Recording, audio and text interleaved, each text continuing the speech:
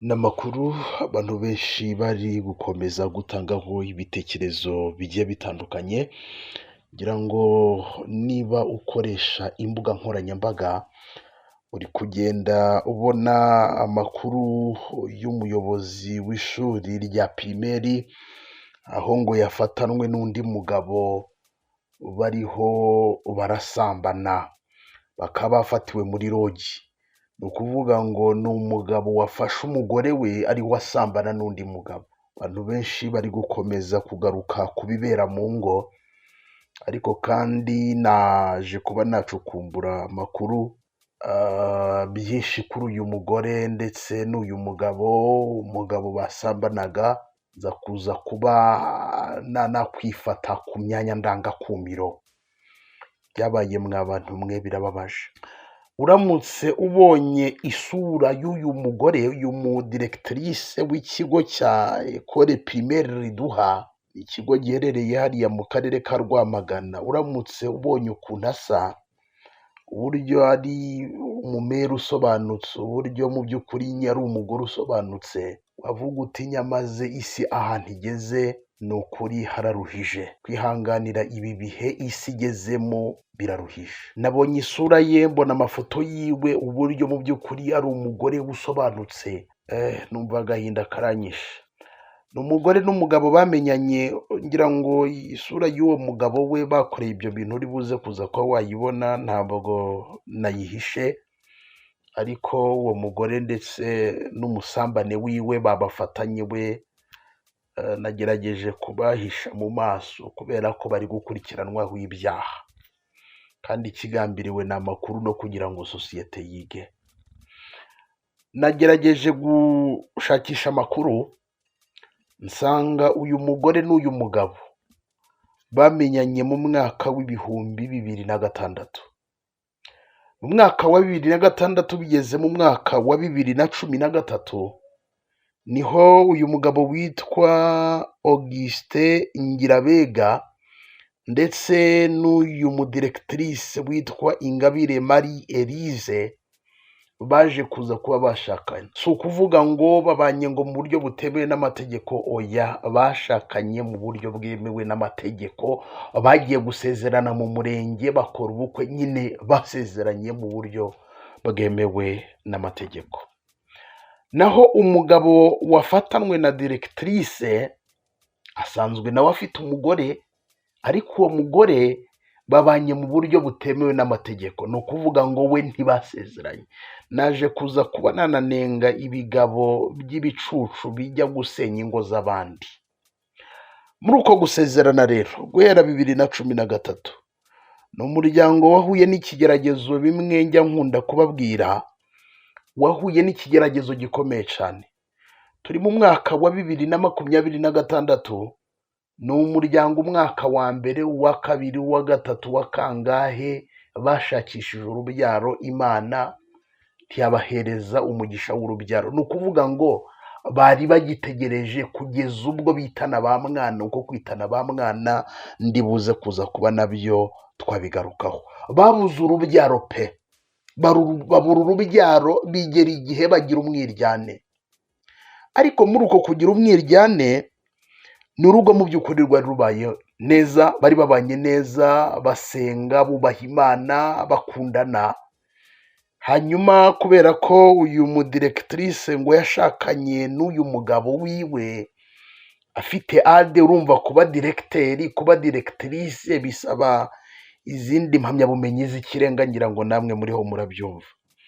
Ni umugabo uvuga ko yashakanye na Elise afite ade, arangije amwigisha kaminuza, anaribwo yaje kuba umwarimu. Buriya ibi bintu bimubayeho amaze imyaka 17 mu burezi. Ni ukuvuga ngo amaze ku mwanya w'ubudiregitrice awumazeho imyaka igera kuri 7.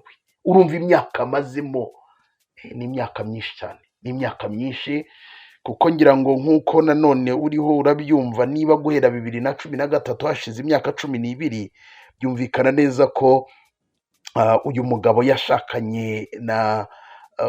yashakanye n'uyu mugore, ubwo uyu mugore yari umwarimu. kuko ngo bahuriye ahantu bakoraga, byashoboka ko n'uyu mugabo wiwe donc aba muri education cyangwa se mu burezi. Muri ibyo byose rero bararyana, ariko biza kuba bibi. Ngira ngo ni umuryango wari wariyubatse ku rwego ugura n'akamodoka. Uru rugo rwari rufite imodoka, urumva umuryango ugezemo imodoka, uyu directrice yajyaga ku kazi akoresheje imodoka. Umugabo ngo yari yaraguze, bari baraguze bafatanije, ndi kuvuga ngo umugabo yari yaraguze kubera urugo niba basezeranye ivangamutungo aba ari ubufatanye, akajya ku kazi n'imodoka. Directrice w'ikigo cya primaire giherereye i Rwamagana. Urumva uburyo mu by'ukuri ari umuryango wari wariteje imbere, ariko ibyabaye mw'abantu mwe birababaje cyane. Byaje kuza kuba byaba bibi ubwo uyu mugore yamenyanaga n'uyu mugabo ngo usanzwe utwara imodoka y'akarere ka Rwamagana. Ubwo uyu mudirectrice hari uko yagiye kuri uwo mugabo w'umushoferi, agira uko nyine ubwo yumva ibintu bimeze neza. Nyine umubano w'uyu mushoferi uriho urareba kuri iyo screen, nagerageje kumuhisha isura. Uwo mubano w'uyu mudirectrice n'uyu mushoferi wahinduye byinshi muri uru rugo, aho umugabo asobanura ko yatangiye gutakaza agaciro muri uru rugo. Umugore agatangira kumubwira nabi, gatangira kumuhisha amafaranga ahembwa. Nyine umva nyine urugo rwagezemo ibintu byo gucana inyuma, nyine uko biba bimeze. Byimagine byose sinjya kubirondora, buri kimwe cyose yamubwiraga amagambo mabi, kugeza ubwo nababwiye ko yamwigishije kaminuza, bafatanije akiga kaminuza, ati jya kwiga kaminuza, kugeza ubwo umugore ngo amucyurira kuba yarabanye n'injiji itarigeze yiga ngo irangize kaminuza. Ngo yaramucyuriraga ngo ndicuza kuba narabanye nawe injiji, nk'abana n'injiji itarize, ngewe mba mubize, abarimu nziranye nabo mu karere bize, ariko ndababaye. Akavuga ngo ndababaye kuba narashakanye n'injiji nkawe nkandagira bitabo itarigeze yiga. Mw'abantu mwe, ni umugabo wakubiswe byo ku rwego rutavugwa kubwirana ayo magambo ameze gutyo. Ariko kandi uwo mwiryane nanone, urumva urugo runavuga ngo rwagezemo amakimbirane.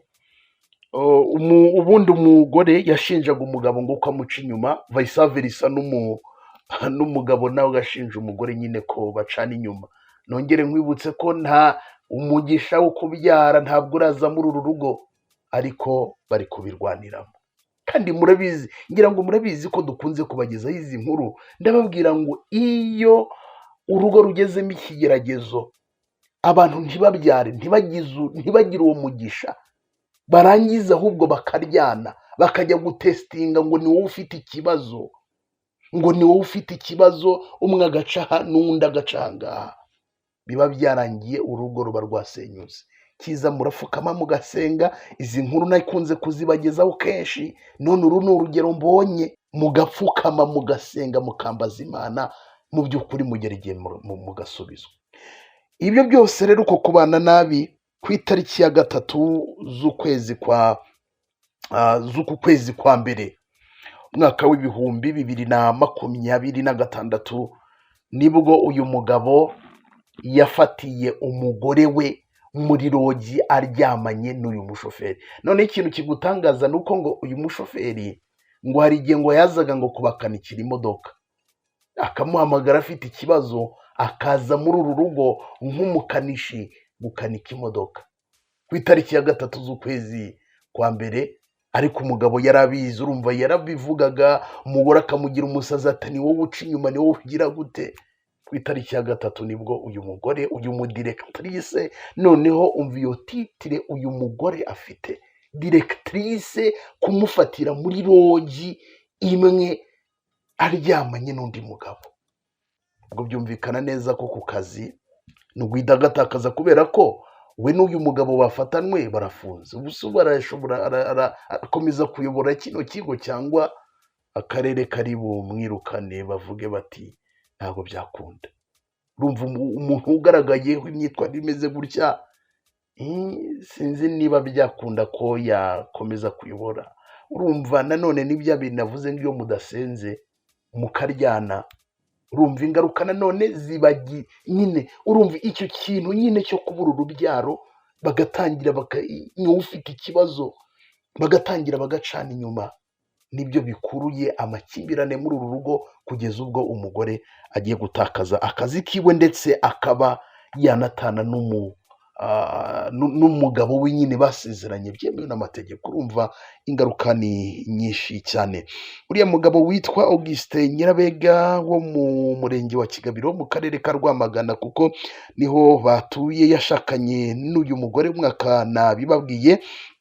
Hanyuma ibibazo byatangiye kuza muri uru rugo, aho utwara imodoka y'akarere ka Rwamagana atangiye kumuteretera umugore nyamara abafitanye isezerano.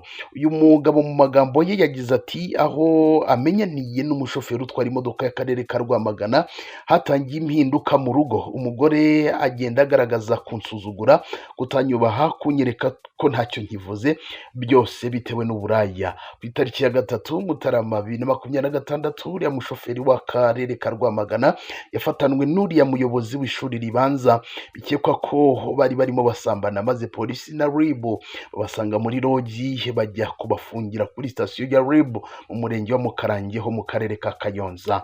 Uriya mugabo akomeza agira ati, haje komanda wa polisi wa sitasiyo ya Mukarange ndetse n'umugenzacyaha, tujya muri rogi barimo babasaba ko bafungura, babanza no kubyanga, gusa nyuma barafungura. Twinjira mu cyumba barimo dusanga amashuka aterewe hejuru.